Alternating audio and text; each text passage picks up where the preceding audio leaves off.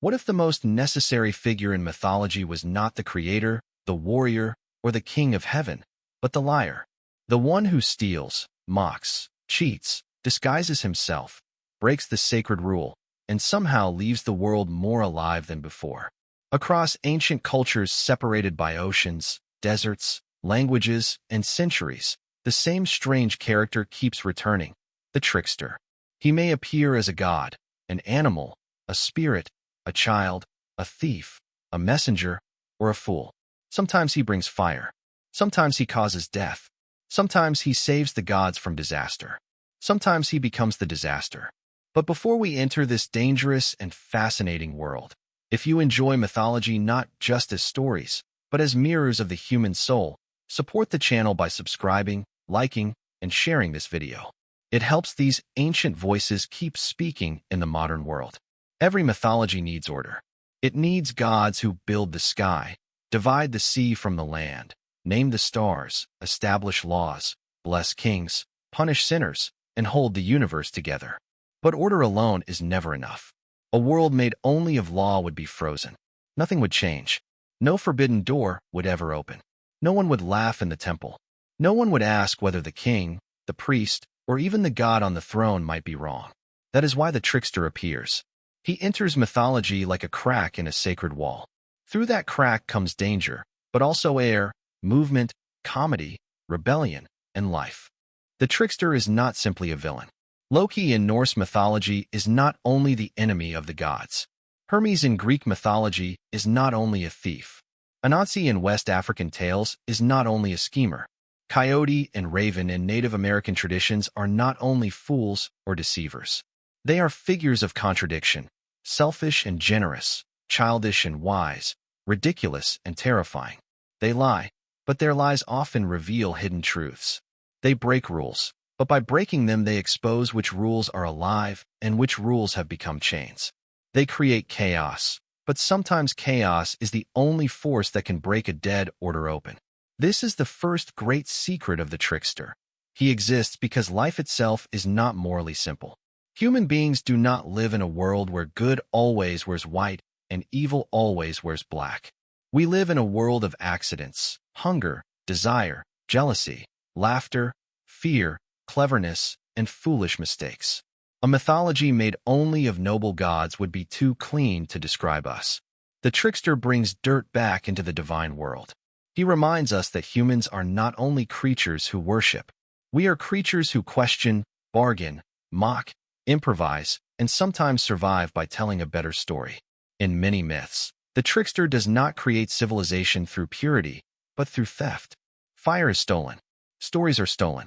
Wisdom is tricked out of a powerful being. Light is released through deception. Sacred knowledge is taken from those who wanted to keep it hidden. Mythology often suggests that civilization was not born only from obedience. It was also born from curiosity, risk, and disobedience. If no one had crossed the line, humanity might have remained safe, but also small. The trickster crosses the line first, not always for noble reasons, but with consequences that change the world. Loki is perhaps one of the most haunting examples. In Norse mythology, he is both helper and destroyer. Without Loki, the gods would not possess some of their greatest treasures. Through his schemes, they gained Thor's hammer, Odin's spear, magical ships, golden hair, and powerful gifts forged by dwarves. Again and again, Loki creates a problem and then solves it through intelligence. But the same mind that saves the gods also poisons their world. Loki helps bring about the death of Balder, the beloved god of light, and his role in Ragnarok turns him from comic troublemaker into apocalyptic force. Loki teaches a frightening lesson. Intelligence without wisdom can build miracles and catastrophes with the same hands. That is why the trickster is different from the hero. The hero usually walks a path. He leaves home, faces monsters, suffers trials, wins glory, and returns transformed. The trickster does not walk a path. He slips through cracks. He circles, hides, lies, changes shape, falls down, escapes, and returns under another name. The hero strengthens the moral structure of the world. The trickster tests whether that structure can survive pressure. A hero asks, "How can I prove myself worthy?" A trickster asks, "Who decided what worthy means?" The hero defeats the monster outside the gates. The trickster wonders whether the gates themselves are a joke.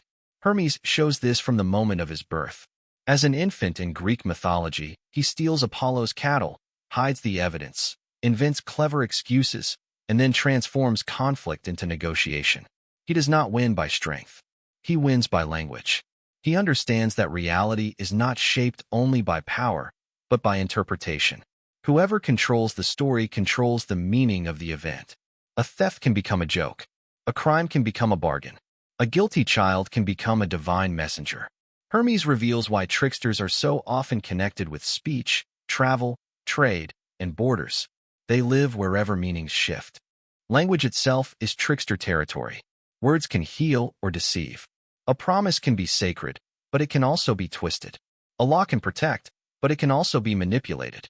A joke can be harmless, or it can destroy a reputation.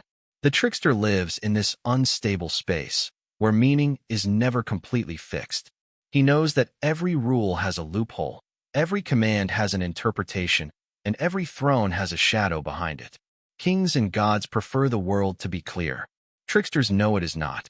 Anansi, the spider of West African and Caribbean storytelling traditions, shows another side of the trickster, the power of the small.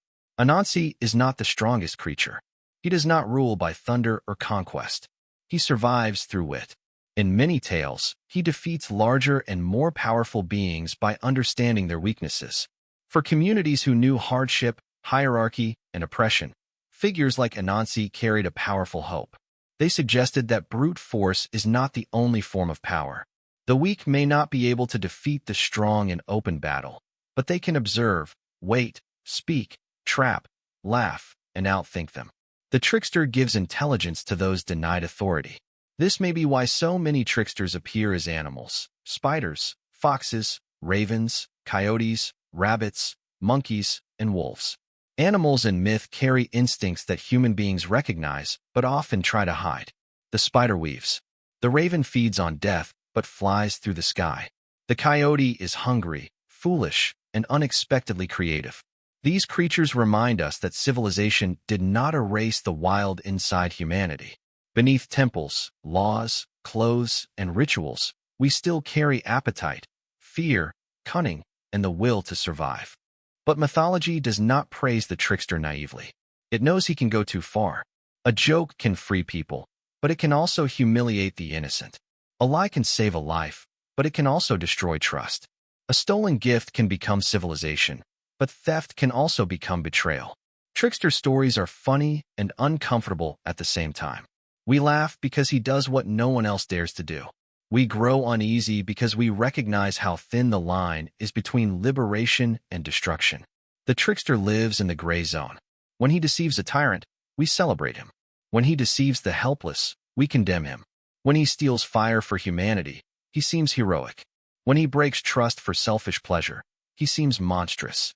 The same skill can become wisdom or corruption depending on its purpose. That is one of the deepest lessons of trickster mythology. Cleverness is not goodness. Rebellion is not always justice. Breaking a rule does not automatically make someone free. Sometimes it only reveals another form of hunger. And yet, without the trickster, myth would lose something essential. The high gods may represent what humans admire, but tricksters represent what humans recognize. We may aspire to the dignity of Zeus, Odin, or Ra, but we understand the hunger of Coyote, the arrogance of Loki, the cleverness of Hermes, and the restless wit of Anansi. Tricksters are embarrassing because they are close to us. They are greedy, frightened, brilliant, foolish, creative, selfish, and alive. They fail. They get caught. They talk their way out.